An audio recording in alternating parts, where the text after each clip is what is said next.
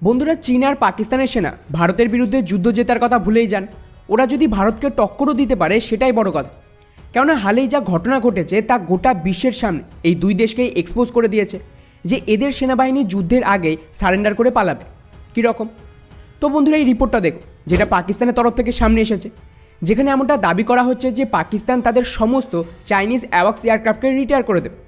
কিন্তু এবার এখানে ডেফিনেটলি আপনাদের মাথায় প্রশ্ন আসবে যে ভাই, এটা তো স্বাভাবিক ব্যাপার, যে কোনো হাতিয়ার পুরনো হলে রিটায়ার তো করতেই হবে, তার সাথে যুদ্ধ লড়ার কী সম্পর্ক? তো বন্ধুরা, এর পেছনের আসল গেম শুনলেই আপনারা বুঝতে পারবেন যে আমি ঠিক কী বলতে চাইছি। পাকিস্তানের এই যে অ্যাওয়াক্স এয়ারক্রাফট রয়েছে, এটা কিন্তু পুরনো বিমান নয়, মাত্র 8 থেকে 10 বছর আগে এই সমস্ত বিমান পাকিস্তানের সেনাতে সামিল হয়েছে।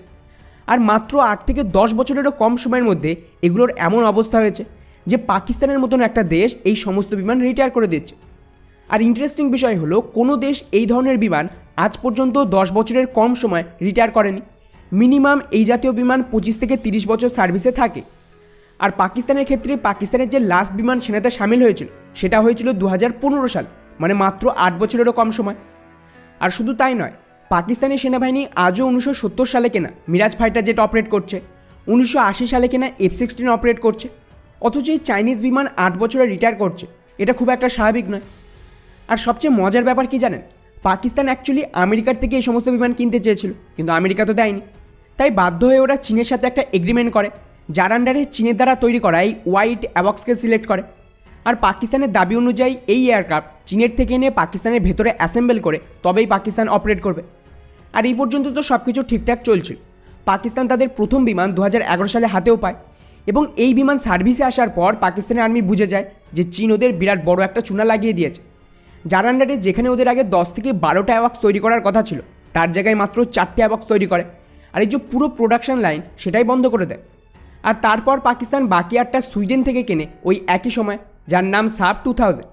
আর পাকিস্তানের একমাত্র এই চাইনিজ অ্যাওয়াক্স এতটা শক্তিশালী ছিল যে ওগুলো কিন্তু 360 ডিগ্রি পর্যন্ত কভারেজ দিতে পারে।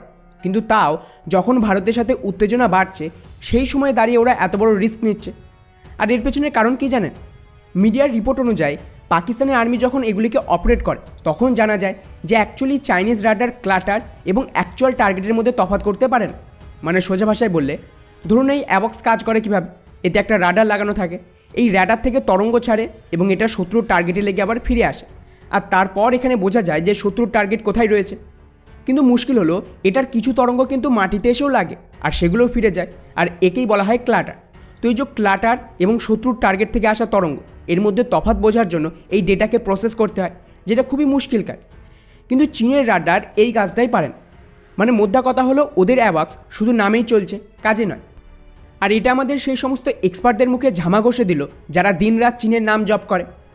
আর আপনারা যদি খুব ভালোভাবে খেয়াল করেন, তাহলে চীন যে গতিতে হাতিয়ার তৈরি করে সেটা পৃথিবীর আর কোনো দেশ পারে না। এমনকি ইউরোপ, আমেরিকা, যারা বিশ্বযুদ্ধের সময় থেকে হাতিয়ার তৈরি করছে, তারাও কিন্তু এত তাড়াতাড়ি নতুন হাতিয়ার ডেভেলপ করে তাকে সেনাতে সামিল করতে পারে না। এটা একমাত্র চীনই পারে। ফলে স্বাভাবিকভাবে কোথাও না কোথাও সমস্যা তো রয়েছে। আর এখানে সমস্যা হলো, ওরা বাকি দেশের মতো নিজে হাতিয়ার বানায় না, ওরা তো কেবলমাত্র অন্য দেশ থেকে কপি করে। আর স্বাভাবিকভাবে কপি করলে সেই লেভেলের হাতিয়ার আপনি কোনোদিনই তৈরি করতে পারবেন না। উপরন্তু তাড়াতাড়ি হাতিয়ার বানানোর চক্করে ওরা এর কোয়ালিটি আর এর পারফরমেন্সকে সম্পূর্ণ ইগনোর করে।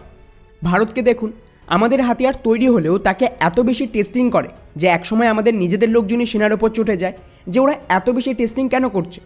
আর এর পেছনের একটাই কারণ, আর সেটা হলো আমাদের কাছে যে হাতিয়ার রয়েছে, তা সে স্বদেশি হোক বা বিদেশি, যতক্ষণ না পারফেক্ট হচ্ছে, সমস্ত টেস্ট পূরণ করছে, আমাদের সেনা সেটা অ্যাকসেপ্ট করবে না। কিন্তু চীনের পলিসি আলাদা। ওদের বক্তব্য হলো আমরা সংখ্যায় জোর দেব। মানে মনে করুন যে ভারতের কাছে 10টা যুদ্ধবিমান রয়েছে, তাহলে তার বিরুদ্ধে 20টা যুদ্ধবিমান চায়না নামাবে। কিন্তু মুশকিল হলো, এই 20টা যুদ্ধবিমান মিলেও যদি এর পারফরমেন্স ভালো না হয়, ঠিকমতো শত্রুর ফাইটার জেট ট্র্যাক করতে না পারে, এর মিসাইলের অ্যাকুরেসি ভালো না হয়, এর রেঞ্জ ভালো না হয়, তাহলে 20টা ফাইটার জেট দিয়ে কী হবে? আর বন্ধুরা, এই কারণেই বলা হয় যে চীনের সেনাবাহিনী সবচেয়ে বেশি দুর্বল।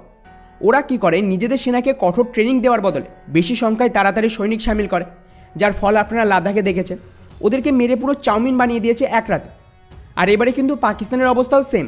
আগে আমেরিকার হাতিয়ার ব্যবহার করতো, তাও 4টে যুদ্ধ হেরেছে। এবারে চাইনিজ হাতিয়ার দিয়ে জানি না পিওকে লড়াই ওরা কীভাবে লড়বে। বাকি পুরো বিষয়টিকে নিয়ে আপনাদের কী মনে হয় নিচে অবশ্যই কমেন্ট করে জানাবেন। জয় হিন্দ।